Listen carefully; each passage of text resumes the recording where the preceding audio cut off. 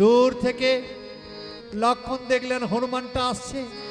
লক্ষণ তো অবাক, বলে কোনো জাম্বুবান আসছে নাকি রে, কোনো পাহাড় পর্বত আসছে নাকি আমার সামনে। দূর থেকে লক্ষণ বলে উঠলেন, হনুমান, লক্ষণ কাকা, চরণে প্রণাম। হনুমান, তুমি ভালো আছো কাকা? নিমন্ত্রণ না করে যে খুব খাতির করা হচ্ছে। হনুমান, আমার বুকে এসো, কতদিন তোমাকে দেখিনি, তুমি এসো, আমার বুকে এসো। কাকা, নিমন্ত্রণ না করে খুব খাতির করছে না কাকা? আপনাকে দেখে আমার একটা কথা মনে পড়ে গেল। সেই লঙ্কায় শক্তি ছেলে পড়েছিলেন আপনি, রাতের অন্ধকারে নিজের জীবনকে বাজি রেখে বিশ্বল্যকরণী এনেছিলাম কাকা, আমি আপনাকে বাঁচিয়েছিলাম কাকা, আপনি আমাকে ভুলে গেলেন। হনুমান, তোমাকে তো আমি ভুলিনি, নিমন্ত্রণটা তো একবারে করেননি কাকা, একটু দ্বারটার ছাড়ুন। দ্বার ছাড়বো কেন? ভেতরে যাব। ভেতরে কেন? একটু বাবার কাছে যাব। তোমার বাবা কি? কেন আমার বাবা রামচন্দ্র। আরে রাম তোমার বাবা, কিন্তু রাম তো এখন আমাদের রাজা, তাই রাজার আদেশ ছাড়া তোমাকে তো ভেতরে প্রবেশ করতে দিতে পারি না। দেখুন কাকা, সারা জীবন যাকে বাবা বলে ডেকেছি, ওই রাজাটা যা আমার দ্বারা হবে না। রাম তোমার কে হয়? আমার বাবা হয়। হনুমান, রাম যদি তোমার বাবা, এই রাজবাড়ি তো তোমার ঘর, তোমাকে নিমন্ত্রণ কে বা করবে? তুমি কি রামের পর? না, কথাটা তো খারাপ না, হ্যাঁ? আচ্ছা, কোনো বাড়ির অনুষ্ঠানে বাড়ির ছেলেকে কেউ নিমন্ত্রণ করে মা? কেউ করে গো? করে না, হ্যাঁ? তা কাকা, আমি বাড়ির ছেলে। হ্যাঁ, তুমি বাড়ির ছেলে, তাহলে বাড়ির ছেলে বাইরে আর ভেতরে হবে অনুষ্ঠান, লাভ দিয়ে পাঁচিলের উপর দিয়ে।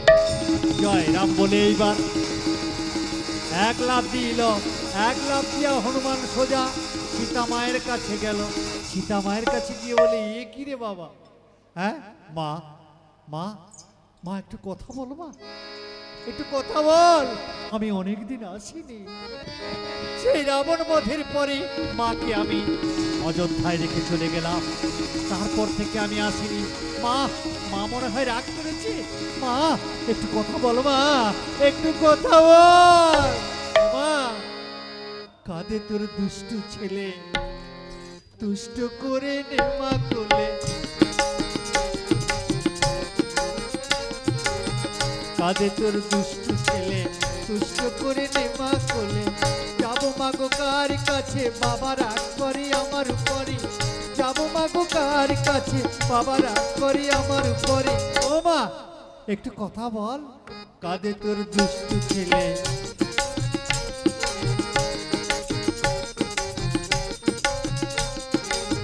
শুনিনি মা তোমার কথা, ছেলে বেড়াই হেথা সেথা। শুনিনি মা তোমার কথা, ছেলে বেড়াই হেথা সেথা। তাই কি তুমি কওনি কথা, প্রাণে পেয়ে বেচারি কমলে। তাই কি তুমি কওনি কথা, প্রাণে পেয়ে বেচারি কমলে। ও মা একটু কথা বল। কাঁদে তোর দুষ্টু ছেলে, দুষ্ট করে তোমা কোলে। কাঁদে তোর দুষ্টু ছেলে। মা মা বলে কাঁদে পবননন্দন। রামচন্দ্র ভয়ে ভীত হইল তখন। মানে ভক্তিমতী মায়েরা কথাগুলো একটু খেয়াল রাখবেন। ভক্তকে দেখে ভগবান আজকের ভয় পাচ্ছে, বলে কি হবে, কিভাবে যজ্ঞটা আমার সমাধান হবে। তাই রামচন্দ্র কি করলেন, আদ্যা শক্তির মহামায়ের শরণাপন্ন হলেন। বললেন, হে মা বিপত্তারিণী, হে মা জগত্তারিণী, একবার এই বিপদের সময় তুমি এসে আমার হনুমানটাকে একটু সান্ত্বনা দাও। কালী তারা মহাবিদ্যা ষোড়শী ভুবনেশ্বরী ভৈরবী ছিন্নমস্তা চ বিদ্যা ধূমবতী তথা বগলা সিদ্ধ বিদ্যা চ মাতঙ্গী কমলাত্মিকা একাই দশ মহাবিদ্যা সিদ্ধ বিদ্যা প্রতিষ্ঠিতা দুর্গে দুর্গতি হরা তারা দুর্গমে নাশিনী শরণ্যে গিরিবম বন্দে বন্দে গিরিবাসিনী পুরারাধ্যায় সত্যি সনাতনী পরস্য পরমা প্রকৃতি পুরাতনী নীলকণ্ঠ প্রিয়া নারায়ণী নিরাকার দোষাকার মহিষমর্দিনী শোক নিত্যাঙ্গিনী সর্পাণী শঙ্করী আকাশনে বসেছিলেন হর পার্বতী দুইজন। হঠাৎ যেন শিব তাকিয়ে দেখলেন তার কৈলাসটা যেন থরথর করে কাঁপছে। শিব তখন তাকিয়ে বললেন, পার্বতী, ভোলানাথ দেখো কেমন করে আমার কাঁপিছে কৈলাস। ঠিকই তো বলেছেন ভোলানাথ, কৈলাস পর্বতটা কাঁপছে কেন? তাই পার্বতী আজকের ধ্যান করে বুঝে নিলেন কি অযোধ্যাতে গুরু রামচন্দ্রই আজকে তাকে স্মরণ করেছে। তাই তিনি বললেন, স্বামী গো পার্বতী, আমি কি একবার যাব? কোথায়? হনুমানটাকে একটু শান্ত করব। যাও পার্বতী যাও, হনুমানটাকে শান্ত করার জন্য যাও। শিবকে প্রণাম করে মা জগৎ তারিণী, শঙ্করে প্রণাম করে মা জগৎ তারিণী, স্বর্ণচিতার মধ্যে মাথা দাঁড়ালো তখনই, স্বর্ণচিতার মধ্যে মাথা দাঁড়ালো তখনই, যেন অবিকল সীতামা। যেই দেখিবে সে বলবে যেন অবিকল সীতামা, যেই দেখিবে সে বলবে যেন অবিকল সীতামা। রাম লক্ষ্মণ ভরত শত্রুঘ্ন কেউ দেখতে পাচ্ছে না, একমাত্র হনুমানই দেখছে। কি দেখছে? তার মাথায় যেন কে হাত বুলোচ্ছে আর কি বলছে, বাবা হনুমান। কে?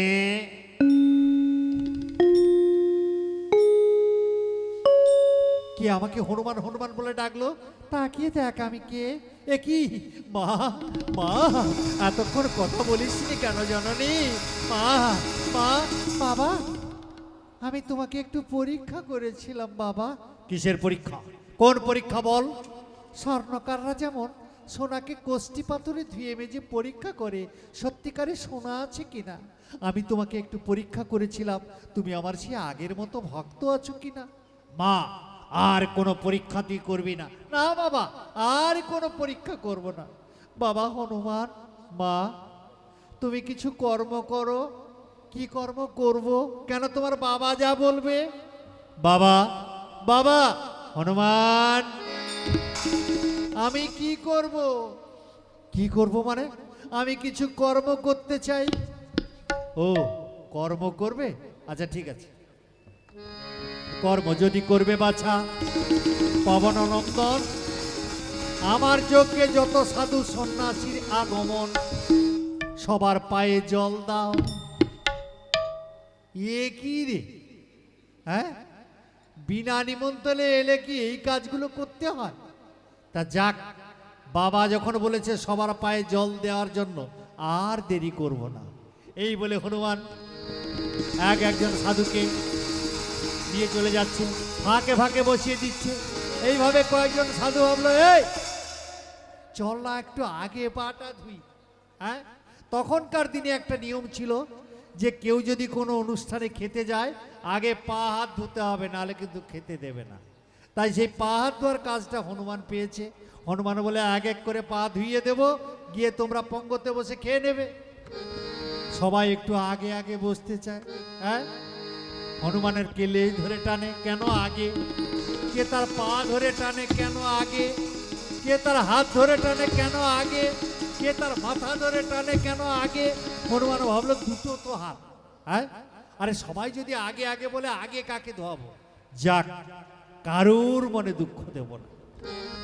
এই কথা বলে হনু পবননন্দন একজন সাধুর চৌবাচ্চার কাছে নিয়ে গেল। যেত নিয়ে গিয়ে ডান হাতে চারজন সাধুকে ধরিল তখন, বাম হাতে চারজন সাধুর চুলের মুঠি ধরিল তখন, দু হাতে 8 জনকে ধরেছে, চৌবাচ্চায় ডুবোচ্ছে, ছুঁড়ে ছুঁড়ে ফেলে দিচ্ছে, ডুবোচ্ছে, ছুঁড়ে ছুঁড়ে ফেলে দিচ্ছে, ডুবোচ্ছে, ছুঁড়ে ছুঁড়ে ফেলে দিচ্ছে। এই মতো তারা কে পড়ে যায়, কে বলে মরি রে, আবার কেউ বলে গেলি রে। একজন বৃদ্ধ সাধু ভয় পেয়ে কি বলে, দরকার নেই মোর পা ধোয়ার, আর দরকার নেই তোর খাবার, তার থেকে পালাই। সাধুজি পা ধুবনি, সাধুজি এইদিকে শোনো না, পা ধুবনি। বেটা পা ধুবেনি, বেটাকে লম্বালে যে পাত কুয়ায়। হনুমান এটা কি হচ্ছে? সেবা, সেবা না ডুবা? হ্যাঁ, তোমাকে ও কাজ করতে হবে না। তুমি গন্ধমাদন পর্বত চেনো? বাবা একবার তো গিয়েছিলাম সেই বিশ্বল্যকরণী আনতে লক্ষণ কাকার জন্য। হ্যাঁ, সেই গন্ধমাদন পর্বতে আমি একজন ঋষিকে নিমন্ত্রণ করতে ভুলে গেছি। নাম হচ্ছে তার পর্বত ঋষি। আমি তোমাকে একটি বার্তা লিখে দিচ্ছি, এই বার্তাটা ঋষিবরকে দিলেই ঋষিবর কিন্তু বুঝতে পারবে। যাও, দেরি করো না। বাবা একটু আশীর্বাদ, আশীর্বাদ করি, আশীর্বাদ করি, তুমি সর্ব জায়গায় জয়ী হও।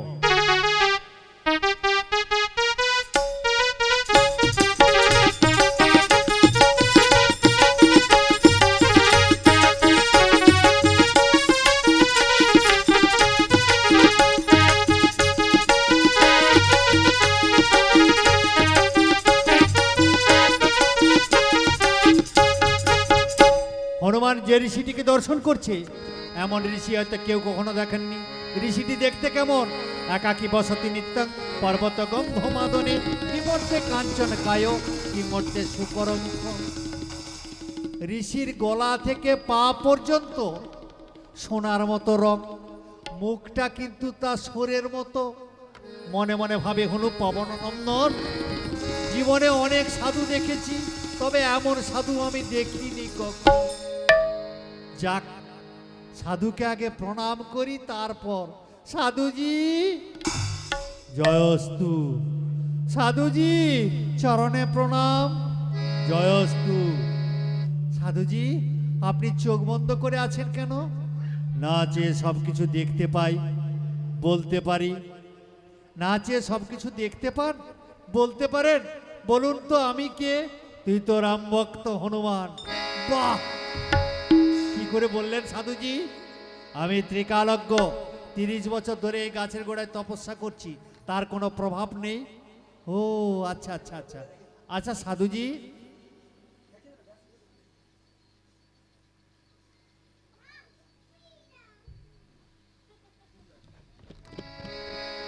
সাধুজি আপনি ত্রিকালজ্ঞ?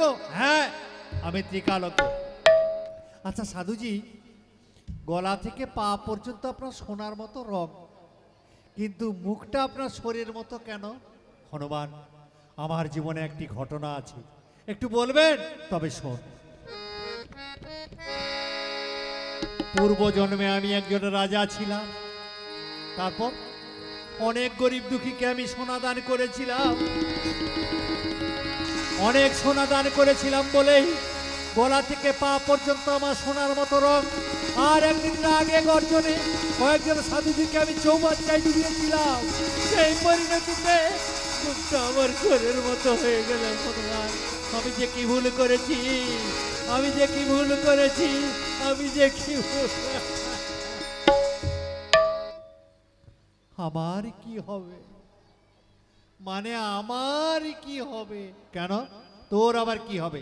তুই তো রামভক্ত হনুমান। আপনি কজনকে ডুবিয়েছিলেন? আমি 3 জনকে। আমি এই মাত্র 93 জনকে ডুবিয়ে এলাম। আমি যদি 3 জনকে ডুবিয়ে আমার এই সাজা হতে পারে, তুই 93 জনকে ডুবিয়েছিস, তোর কি হতে পারে? বাবা ঠাকুর আপনি ক্ষমা করুন। কে ক্ষমা করবে? আপনি। অন্যায় কাদের কাছে করেছিস? সাধুগণের কাছে। আমি ক্ষমা করার কি? যা যা। তারা এখন কি করছে? সব নাক মুখ দিয়ে জল বার করছে। আগে যা, আগে অযোধ্যাতে ফিরে গিয়ে সাধুগণের ভক্তি ভরে পা ধুয়ে দিবি। যা, দেরি করিস না, যা। সঙ্গে সঙ্গে হনুমান এসে সাধুগণের ভক্তি ভরে পা ধুইয়ে দিচ্ছে। সাধুগণও তাকে ক্ষমা করলেন, আর রামচন্দ্র হাসলেন।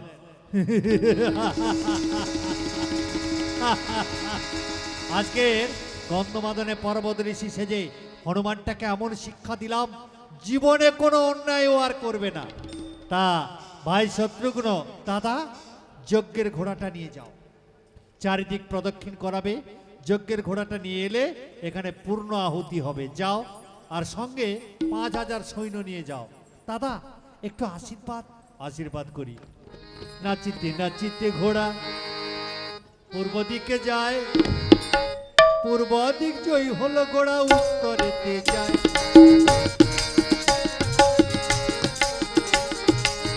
নাচিতে নাচিতে ঘোড়া পূর্ব দিকে যায়, পূর্ব দিক জয়ী হলো ঘোড়া উত্তরেতে যায়।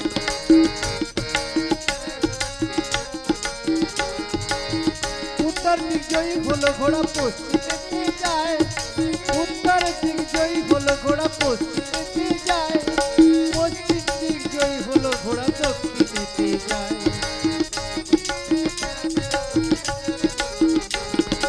পশ্চিম দিক জয়ী হলো ঘোড়া দক্ষিণেতে যায়, দক্ষিণ দিক জয়ী হলো ঘোড়া দেখিতে না পায়, সবাই করে হায় হায়।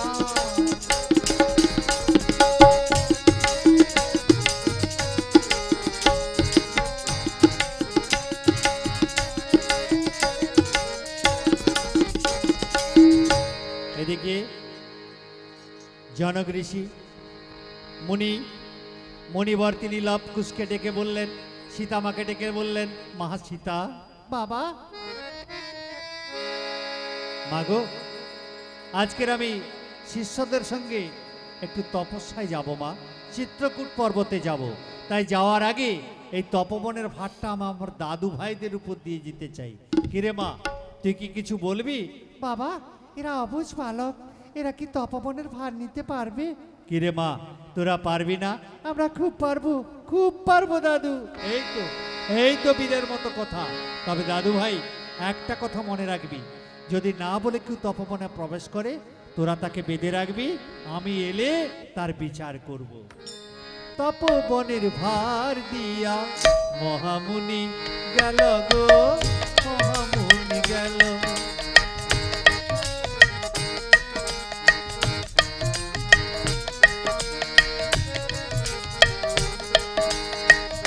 নাচিতে নাচিতে ভাই দুইজন তারা, নাচিতে নাচিতে ভাই দুইজন তারা, তপবনে চলে গো, তপবনে চলে। তপবনের ভার দিয়া মহামুনি গেল গো, মহামুনি গেল। এখানে দুই ভাই তারা তপবনের দিকে যাচ্ছে, দেখতে দেখতে বলছে, দাদা, হে দাদা। কি রে দাদা? রে দাদা, দেখ দুই ভাই আমরা তপবনের দিকে যাচ্ছি, দাদু আমাদের ভার দিয়ে গেল তপবনের। দাদা, আমরা একটা ঘোড়া ধরেছি, হ্যাঁ দেখ দেখ দাদা। হ্যাঁ কোথায়? ওই দেখ দাদা, কোন যজ্ঞের অশ্ব, ওই দেখ। সঙ্গে সঙ্গে কুশ গিয়ে ঘোড়াটি ধরলো, ধরে বলছে, দাদা রে, ঘোড়া চড়তে গেলে চাবুক লাগে, চাবুক লাগে। চাবুক দেখেছি রে দাদা, কাটবো। চাবুক আবার কাটতে পাওয়া যায়? পাওয়া যায়। কোথায় পাওয়া যায়? চাবুক কাটতে পাওয়া যায় দাদা। ওই দেখ দেখ দেখ দেখ দেখ, কি সুন্দর গাছের ডালে ঝুলছে, দেখ। বেটা দেখিতে কৌতুক, সর্বাঙ্গ সুন্দর, কিন্তু পোড়া শুধু মুখ। দাদা দেখ দেখ দেখ দেখ দেখ।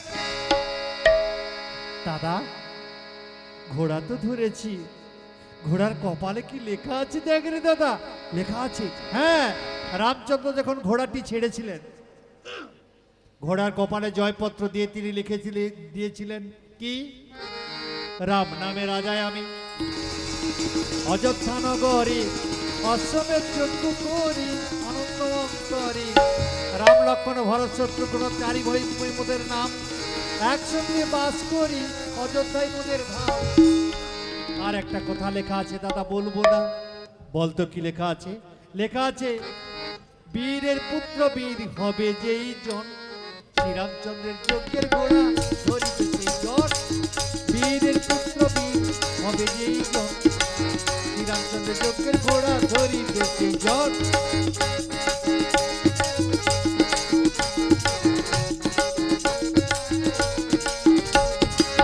বীরবংশী বীর পুত্র হবে যেই জন, শ্রীরামচন্দ্রের যজ্ঞের ঘোড়া ধরিবে সেই জন। দাদা দেখ দেখ দেখ দেখ দেখ দাদা, ঘোড়াটা আসছে। ঘোড়াটি ধরলো, ধরার সঙ্গে সঙ্গে বলে, দাদা, ঘোড়া এমনিতে ছোটে না রে দাদা। তার মানে ঘোড়া চড়তে গেলে চাবুক লাগে। চাবুক দেখেছি দাদা, গাছের ডালে ঝুলছে, কাটবো। লব বলে ভাই কাটবি পরে, ও লেজটায় হাত দিয়ে দেখ, তোকে মারবে এক চড়, তুই সোজা যাবি জঙ্গল। ও চড় মানে ব্রহ্মচর, আমাকে চড় মারবে। এই কথা বলে কুশ একটা বান নিক্ষেপিল। সেইবার কি বলে হনুমানের কাই দিয়ে, লেজের কাই দিয়ে সোজা বেরিয়ে গেল। জয় রাম। এক্ষুনি লেইটাকে দিত। এই তোরা বান মারছিস কেন? তোমার হাত দিয়ে লেজ নেব? তোর বাপের লেজ, আমার লেজ ওরা নেবে। এই ঘোড়াটাকে কে বেঁধেছে রে? কেন আমরা? তোমরা সেই মহাপুরুষ, ঘোড়াটি ছেড়ে দাও। কেন? আমাদের দাদু ভাই বলে গেছে কি, যে না বলে তপবনে প্রবেশ করবে তাকে তোরা বেঁধে রাখবি। হ্যাঁ, আমি এলে তার বিচার করব। ও, এই জন্য তোমরা বেঁধে রেখেছ।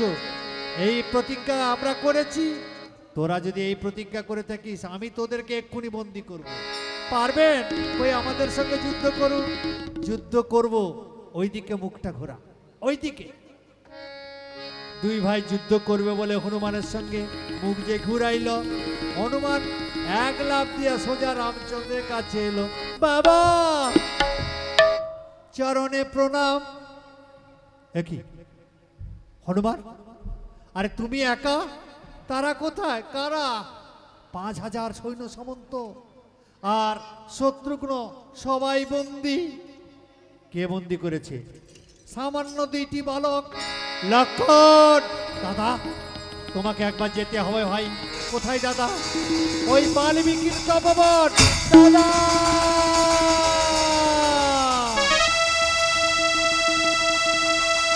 দাদা, দাদা আমি ওখানে যাব না দাদা,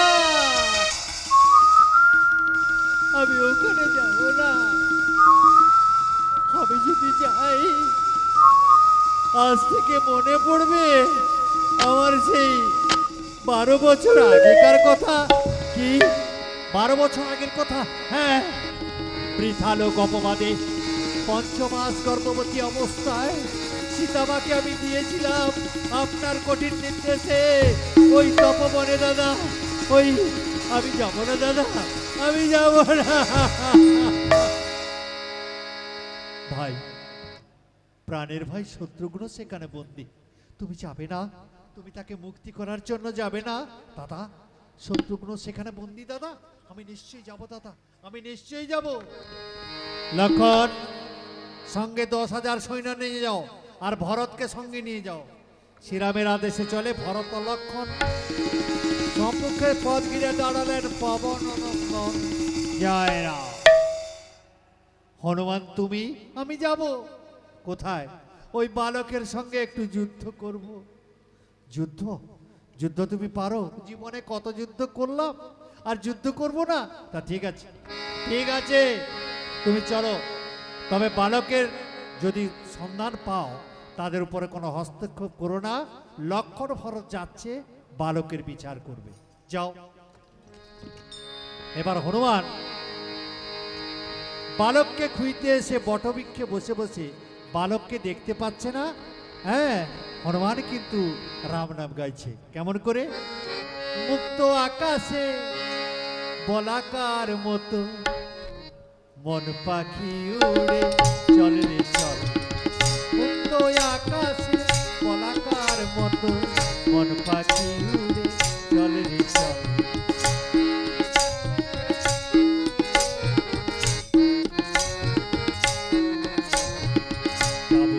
দেশে যে দেশে নাই অর্থ লোলুপ পিশাচ দল। মুক্ত আকাশে বলাকার মতো মন পাখি উড়ে চলে রে চল।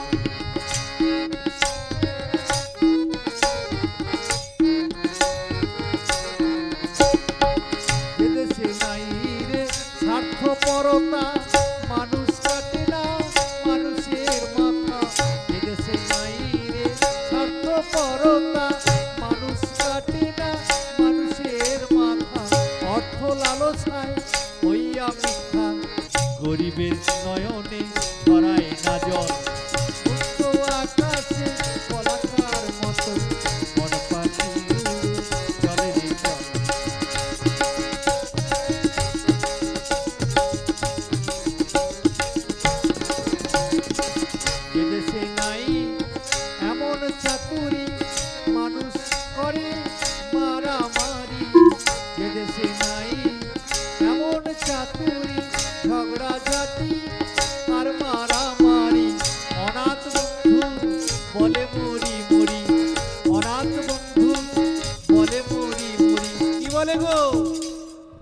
সবই আমাদের কর্মফল। মুক্ত আকাশে পলাকার মতো বন পাখি উড়ে চলে চলে মুক্ত আকাশে। এইবার হনুমান বসে রইল গাছে, আর বালক দুইজন তারা মায়ের কাছ থেকে তপবনের দিকে আসছে। আস্তে আস্তে বলছে, দাদা আমরা কি কমবীর বল, আমাদের মানে ক্ষতি হয় খান খান, পর্বত হয় উৎপাটন, আমরা কি কমবীর বল, আমাদের মানে কত বড় বড় পাখিগুলো মারা যায়। হ্যাঁ এ দাদা ভাই, নিজেকে এত বীর ভাবছিস কেন? ওরে কুশ, এই জানিস স্থির রামকে যদি বাঁধতে পারি তবেই আমরা বীর। আচ্ছা ঠিক আছে, রামকে পরে বাঁধবো। আচ্ছা দাদা, মা সব ফলগুলো খাওয়ালো মিষ্টি মিষ্টি, একটা ফল একটু টক টক করছি রে দাদা। কুশ রে, ওটা লিচু রে ভাই, ভালো মতো পাকেনি তাই টক টক। হে কুশ, ওদিকে তাকিয়ে আছিস কেন? দাদা দেখ, ওই হনুমানটা একটু আগে এসেছিল, আমাদের সঙ্গে যুদ্ধ করবে বলে পালিয়ে গেছিল, আবার এসেছে দেখ। হনুমান, বালক আমি তোমার সঙ্গে যুদ্ধ করব, তুমি আমার সঙ্গে যুদ্ধ করবে বলে পালিয়ে গেলে কেন? তুমি ভয়ে পালিয়ে গেছো না? আমি ভয়ে পালিয়ে যাইনি।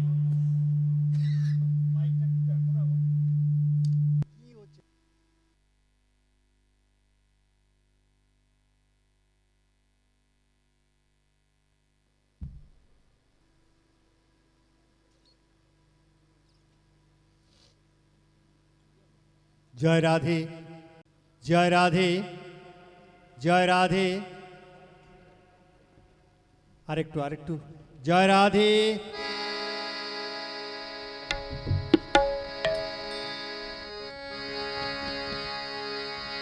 না না না, আমি পালাইনি, আমি তোমাদের সঙ্গে যুদ্ধ করব বলে এসেছি। যুদ্ধ করবে? হ্যাঁ, যুদ্ধ করে যদি তোমাকে আমাকে হারাতে পারো, তুমি যা বলবে আমি তাই শুনবো। কিন্তু কিভাবে যুদ্ধ হবে? কেন? আমার দু রকম যুদ্ধ, একটা হচ্ছে সত্যি সত্যি যুদ্ধ, আর একটা হচ্ছে মিছিমিছি যুদ্ধ। যদি কেউ মিছিমিছি যুদ্ধ করে এই রূপটা এই দেহটা, আর যদি কেউ সত্যি সত্যি যুদ্ধ করে সেই রূপটা সেই দেহটা। কোন রূপটা কোন দেহটা? হাতির মতো মোটা আর তাল গাছের মতো লম্বা, ওই রকম রূপ তোমার আছে? দেখবি মুখটা ঘোরা, মুখটা ঘোরা। রূপ দেখবে বলে দুই ভাই যে ঘুরাইলো, এক লাফ দিয়া হনুমান সোজা কি করলো গো, ভরত লক্ষ্মণের কাছে এলো, এসে বলে কাকা চরণে প্রণাম। হনুমান কোথা থেকে এলে? আগে জমালয় থেকে। আরে জমালয় কোথায় গেছিলে? যেখানে জমা হয়ে লয় সব শুয়ে পড়ে আছে। আচ্ছা হনুমান, সে বালককে দেখেছো? আগে না। হনুমান তুমি খুব ভয় পেয়ে গেছো না? কাকা আপনি এখানে বড় লম্বা চওড়া কথা বলছেন, আপনি গেলে আপনিও ভয় পেয়ে যাবেন।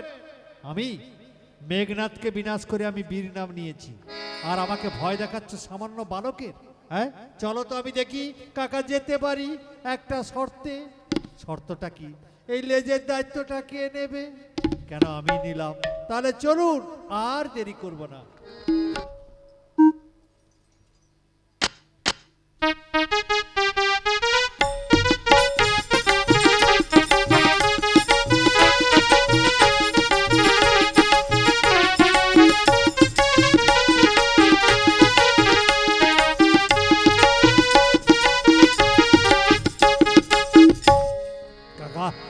এই দেখুন সেই দুইটি বালক। লক্ষণ বলে, এ বালককে তো আমি চিনি, এ বালককে তো আমি জানি, এ বালকের মুখচ্ছবি যেন আমাদের সীতা মায়ের বদন, এ বালককে যেন আমি কোথায় দেখেছি।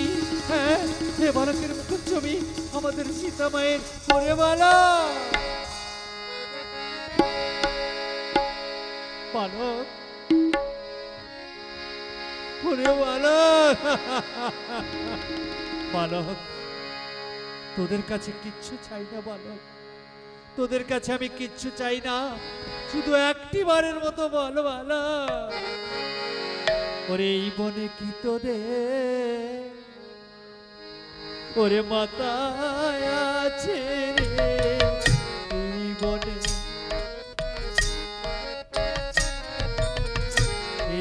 বনে তোদের মাথায় আছে রে, এই বনে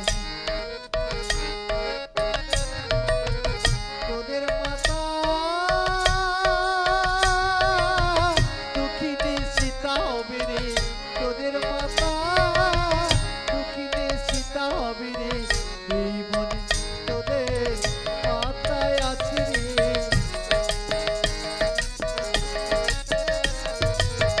বল্লা বালক সত্যি করে, এই বনে তোদের মাথায় আছে রে, এই বনে তোদের মাথায় আছে রে।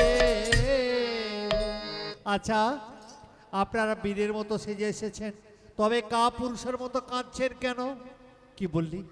আমাকে তোরা কা পুরুষ বললি? তবে নয় তো কি, যারা বীর পুরুষ হয় বীরের মতো যুদ্ধ করে, ধনুর্বাণে পরিচয় আদায় করে, আর যারা কা পুরুষ হয় তারা একটু কান্নাকাটি করে, যেমন আপনারা। আচ্ছা ঠিক আছে, বীর পুরুষ না কা পুরুষ এক্ষুনি প্রমাণ দিচ্ছি। তোরা বান মারতে পারিস? তোমার থেকে ভালো পারি, আমার থেকে ভালো পারি। লক্ষণ বুঝে নিলেন যে অবুঝ বালক কি বলতে কি বলে ফেলেছে। আচ্ছা বালক, ওই একটা বান মারতো, উপর দিকে বান মারলে আমি বুঝে নেব যে তোরা কতখানি যুদ্ধ শিখেছিস। তবে দেখুন, সীতা মায়ের নাম স্মরণ করে কুশ এবার ধনুক ধরিল, মন্ত্র উচ্চারিয়ে আবার বানে ফুট ছাড়িল। জয় সীতা বলে কুশ একটা বান নিক্ষেপিল, তার সেই বান আকাশ সম্পরে উঠে গেল। তা দেখে ভরত লক্ষণ ভয়ে ভীত হলো, বলে বালক আর দেরি নয়, ধর ধরুক, এবার চলুক সংগ্রাম। এবার কে কার সঙ্গে যুদ্ধ করছে? লবের সঙ্গে যুদ্ধ করেন ভরত তখন, কুশির সঙ্গে ঠাকুর লক্ষণ।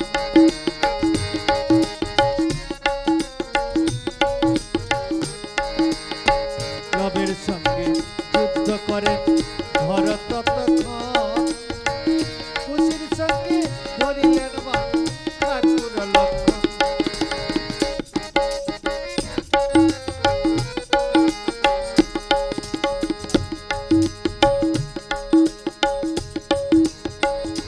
মানে মানে হানাহানি কম্পিত গগনে, কাকা ভাই তোর যুদ্ধ আজকে দেখেন দেবগণে, দেখেন দেবগণ।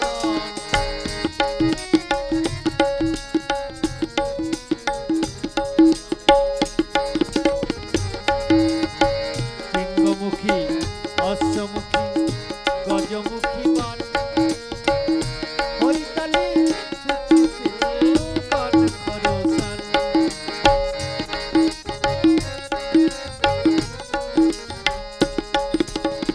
বাঁচিয়া বাঁচিয়া বান মারে ভরত লক্ষণ, তার সব বানগুলো ব্যর্থ করেছে জানকী নন্দন, জানকী নন্দন। তারপর যখন সব বানগুলো ব্যর্থ হয়ে গেল, তখন কুশ কি করলো? বেড়া পাক নামের বান ধনুকে বসালো, বেড়া পাক নামের বান ধনুকে বসালো, সারা তপবনের দিয়া সবাইকে বাঁধিল। তপবন বেড় দিয়া সবাইকে বাঁধিল। আচ্ছা, মাইকের যদি কেউ থেকে থাকেন একটু আসুন না, সাউন্ডটা এরকম হচ্ছে কেন? হ্যাঁ, কি কিছু শোনা যাচ্ছে?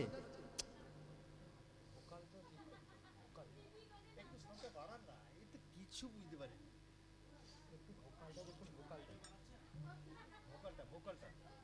ভোকালটা দেখুন।